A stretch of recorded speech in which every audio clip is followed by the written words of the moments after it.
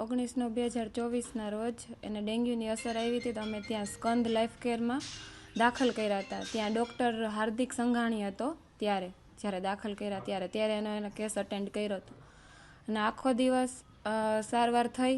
રાતે એને પેટમાં દુખવા લાગ્યું તો ડૉક્ટરને બોલાવવા ગયા મારા સાસુની બધાય, તોય ડૉક્ટર આવ્યો નહીં. પાછું બીજે દિવસે સવારે બોલાવવા ગયા તોય ન આવ્યો ડૉક્ટર. કહે છે આવું છું.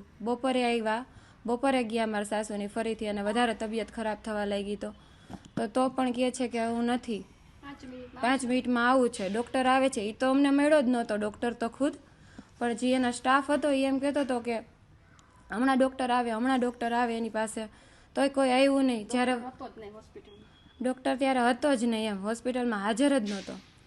થોડી વાર પછી વધારે તબિયત ખરાબ થવા લાગી એની, તો એની વાઈફ ત્યાં હતી, સ્કિનની ડૉક્ટર છે હાર્દિક સંઘાણીની, એ ત્યાં આવી અને એને આઈસીયુમાં લઈ ગયા મારા પતિને અને ત્યાં જઈને એને થોડીક ટ્રીટમેન્ટ કરી. જ્યારે એ સ્કિનની ડૉક્ટર છે તો એને ડેન્ગ્યુના કેસનું શું ખબર હોય. એને કીધું કે તમને રિપોર્ટ નહીં જોયું તો કે હા કે મેં જોયું અને કે મને બધી ખબર છે. એને ટ્રીટમેન્ટ કરી, એની ટ્રીટમેન્ટ કોઈ કામમાં આવી એટલે એને બીજા ડૉક્ટર જિજ્ઞેશ પટેલને આ કેસ આપ્યો. જ્યારે અમે પૂછ્યું કે જિજ્ઞેશ પટેલ ક્યાંના છે, એમ ડૉક્ટર શું છે, કયું ભણેલા છે, તો એને કાંઈ કીધું નહીં કે હું વોકાર્ડમાં કામ કરું છું એટલું ખાલી કીધું. અને અમને એમ કીધું કે કાંઈ વાંધો નહીં, હવે તમારા દીકરાની સારવાર અમે કરશું એમ મારા પતિની.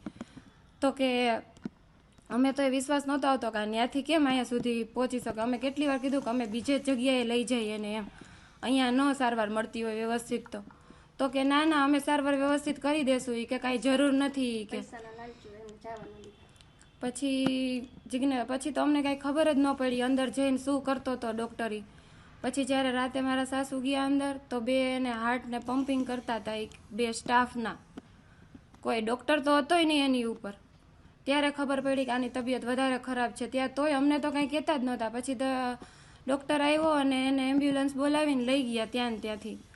તોય અમને તો કોઈએ કાંઈ કીધું જ નહોતું. જ્યાં સુધી એને આવા સમાચાર ન મળ્યા ત્યાં સુધી અમને કોઈને કાંઈ ખબર ન પડવા દીધી એમ કે એની આટલી તબિયત ખરાબ છે, કાંઈ કીધું જ નહીં અમને. એને કડકમાં કડક સજા થવી જોઈએ અને આવું કોઈ સાથે ન થવું જોઈએ. અમારું ઘર તો વિખાઈ ગયું, બીજાના ઘર તો ન વિખાય એમ. સમગ્ર વિગત એવી હતી કે એને ડેન્ગ્યુનો રિપોર્ટ આવ્યો અને અમે સ્કંદમાં દાખલ થયા, સ્કંદ લાઈફ કેર. સ્કંદમાં દાખલ થયા. હાર્દિક સંઘાણી સારવાર આપતા હતા અને એની બેદરકારીની હિસાબે અમે જ્યારે મારા દીકરાને જરૂર પડી ત્યારે એ હાજર નહોતા. અમે બોલાવવા ગયા 4 વાર 5 વાર, ત્યારે એ હાજર નહોતા. અને પછી જિજ્ઞેશ પટેલ એમ કહેતા હતા કે હું તમારો કેસ સંભાળીશ. તો ત્યારે અમે એને ઘણી વિનંતી કરી કે અમને બહાર બીજે જવા દો સારી હોસ્પિટલમાં. તો એને ના પાડી કે હું તમારી સારવાર સારી જ કરીશ, તમારા દીકરાને સાજો કરી દે. અને જ્યારે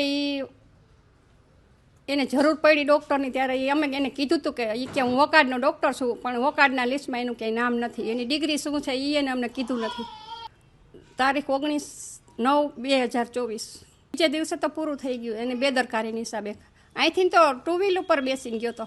ડૉક્ટરે એમ કીધું હતું તો અમને એમ કીધું કે અમને હવે એને આડાઅસર થઈ છે. એની ઘરવાળી જે હાર્દિક પટેલ સંઘાણી છે એની સ્કિનની ડૉક્ટર ઘરવાળી છે, એને એમ કીધું કે એને આઈસીયુમાં દાખલ કરી દીધો. એને કાંઈ સારવારની કે રિપોર્ટની કાંઈ ખબર નહોતી તો એને આઈસીયુમાં દાખલ કર્યો અને હાર્દિક સંઘાણી આવ્યો ને પછી વયો ગયો. તો એમને કીધું નથી કે હું વયો ગયો, હું જાઉં છું એમ અહીંથી.